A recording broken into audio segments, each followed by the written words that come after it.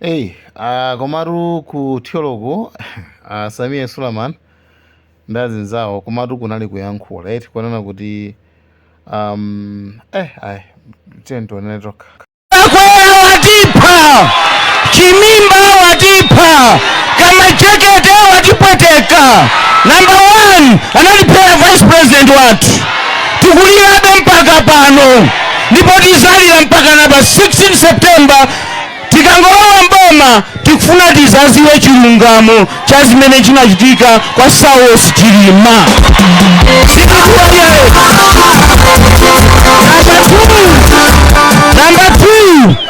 Number 2 Dibibiwaye musamvere manifesto wa Chikangawa ngabodza sananenepo chilungamo akuti muberekane ndiye mwana sanabadwe ambera kale 450,000 mbava zokha Chakwera azipita ndipo akuchoka. Chachiwiri nimafuna nimuyankhe atupere tukuziwa kuti wapasidwa ndalama ndi a Congress, tukuziwa ndiwe agent wa Chikangawa Party.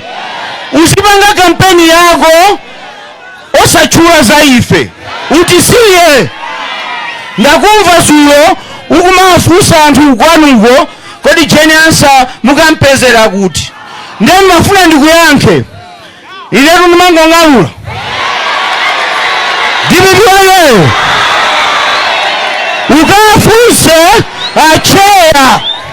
ukafuse acheya amene ali bambo ako kuti Jane Ansah munampanga inuyo promote to the high court judge munampezera kuti. Dibibiwaye ukafuseso kuti munampanga Jane Ansah ukhala chairman wa National Tribunal Compensation Tribunal zera kuti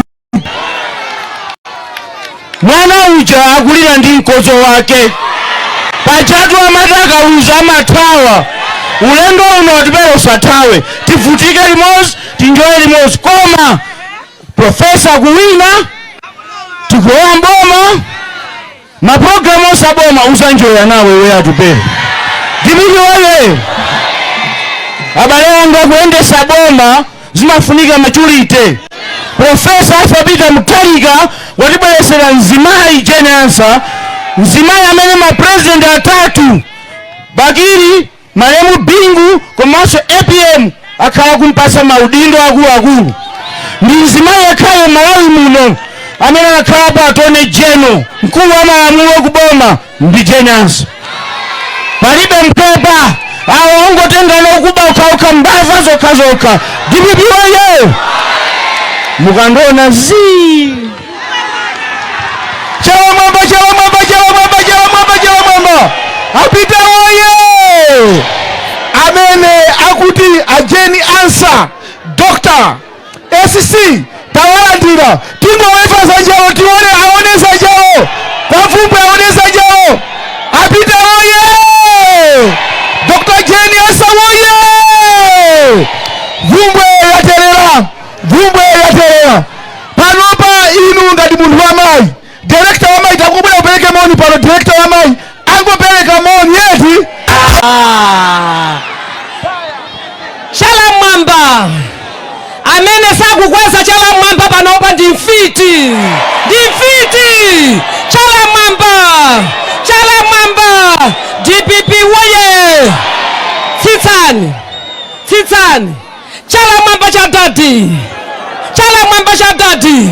tsitsani Chalamwamba cha Jane Ansah tsitsani Chalamwamba cha Mchacha tsitsani DPP waye zibombo kwambiri. Poyamba ndikupatseni ulemu ino a vice president yathu owina osaina Mai Jane Ansah SC Chalamwamba. Ndipereke ulemu kwa ino a vice president yathu kuno kumwera machini mwanamveka Chalamwamba cha mwanamveka. Ndipereke ulemu kwa MP okhalakhala kale wa dera lino kaya wina akufuna kaya wina sakufuna, Charles mwana wa Nchacha, chala mwamba zikomo kwambiri. Mafumu onse landirani ulemu, tonse achipani ulemu wanu chifukwa cha nthawi ya mama. Ndikufuna ndikulandireni pano pa Vumbwe. Tili ndi mwayi, ine nda Nchacha, makolo athu amachokera kuno, ineyo ndi wakuno kwa amayi, Anchachaso ndi akuno. Anthu amene ali apawa amayi, palibe munthu mmodzi ndi mmodzi yemwe amene adzafotere Chakwera. Palibepo, palibe. Mupite mukauza dadi atha kumagona osatuluka kampeni, koma kuno kwa Vumbwe tonse tidzavotera. Mukauze amayi, inuyo mwagwira ntchito muno Malawi, mwamenya ufulu wa Malawi. Ifeyo amayi mwatimenyera ufulu, Amalawi mwatimenyera ufulu. Amayi ife tikakupatsani mavoti pamodzi ndi adadi. Musadandaule china chilichonse, mugule zovala amayi. Pa 17 September, pa 20 September, amayi ndinu vice president wa dziko la Malawi. Chala mwamba. Chifukwa cha nthawi amayi, tikuyamikeni chifukwa chobwera kudzationa. Ambuye akudalitseni, zikomo kwambiri. DJ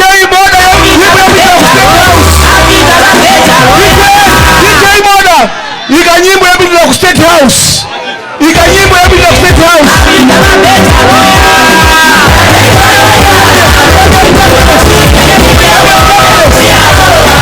Apita oye! Pamene ndikudikira Dr. Ben kuti abwere pamapa unapereka moni. Akubwera papa unapasa moni. Iwe DJ Moda taika nyimbo yapitira ku State House. Tivine masitepe yaje kuti tizafi na branch. Pa 17 popita ku State House. So ulendo ulipo. Amayi mukupita ku State House. Apita oye! Dr. Ben Piri alipano. Apeleke maoni.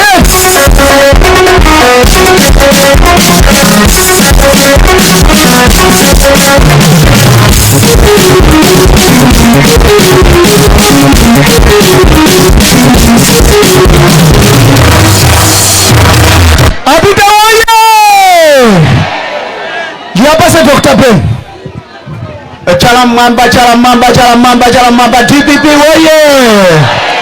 Dr. Jenansa oye! AVP oye! RG oye! Chifukwa cha nthawi ndisabe nthawi yambiri. DPP oye! Koma ningopanga bosi wili eti ndingalule ndisangalule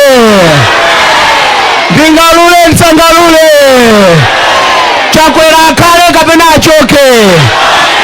Amene akuti achoke chala mwamba. Chakwera atani.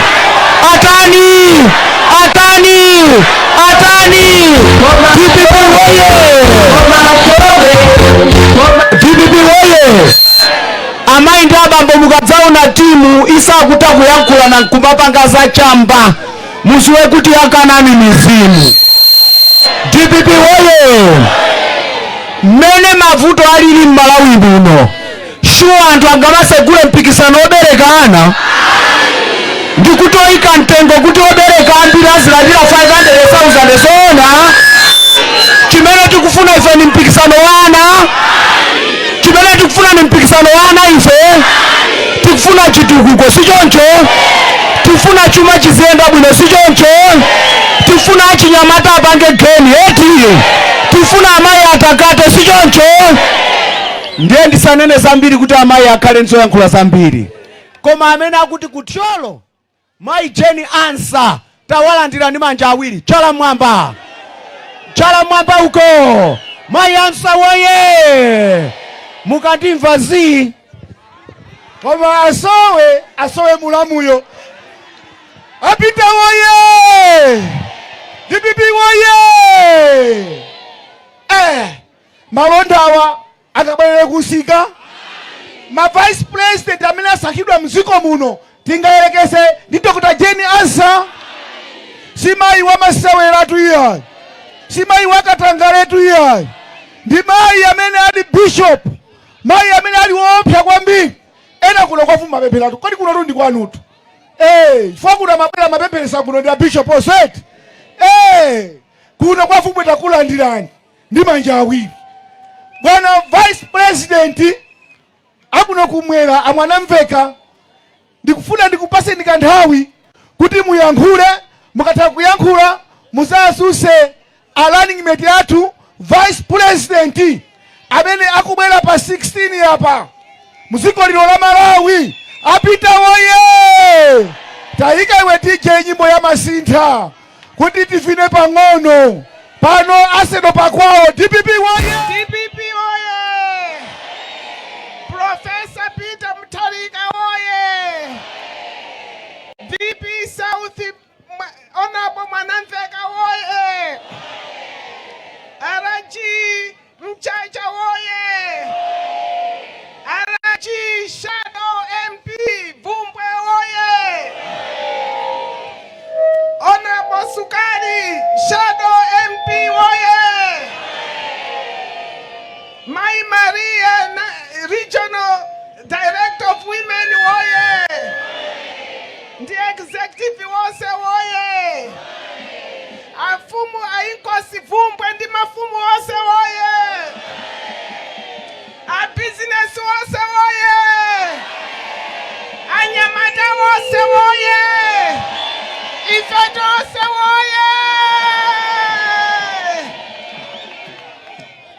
Zikomo.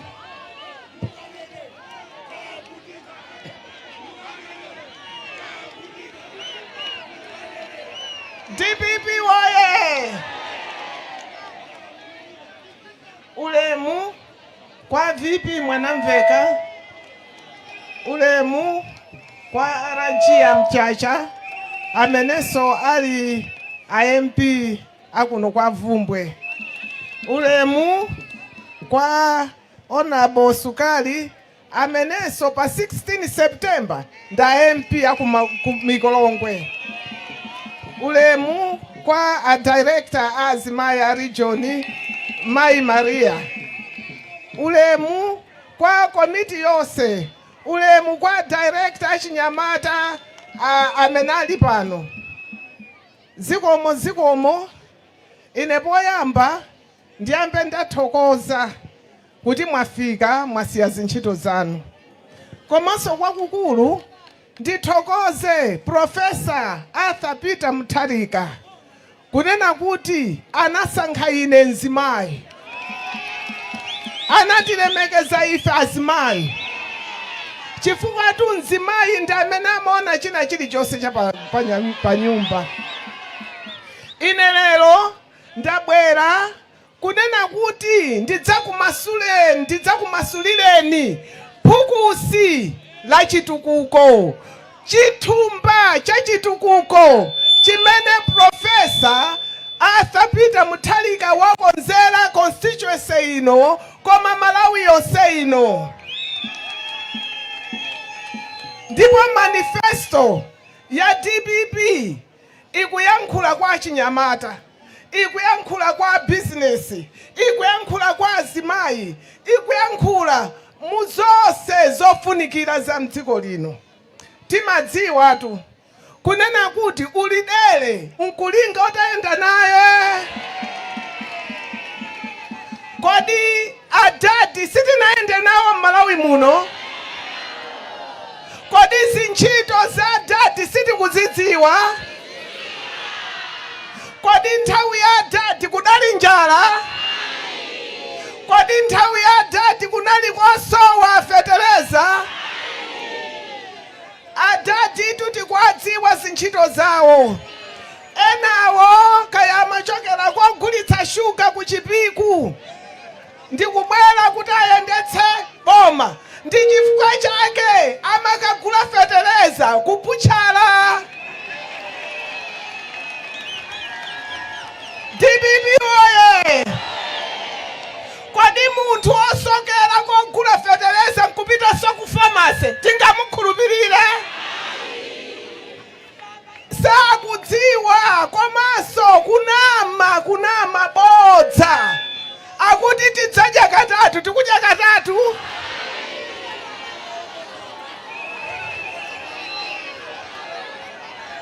DPP oye! Masiku anotu aziba chiyani zabwino zimenezo. Koma adati tikwadziwa mmene analowa mboma pa 2014 anapeza inflation ili pa 23, anaitsitsa kufika pa 8.62. DPP woye! Adati woye!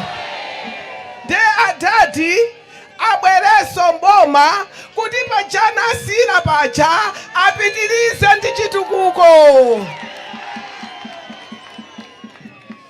Ndiye chimene akonzera Malawi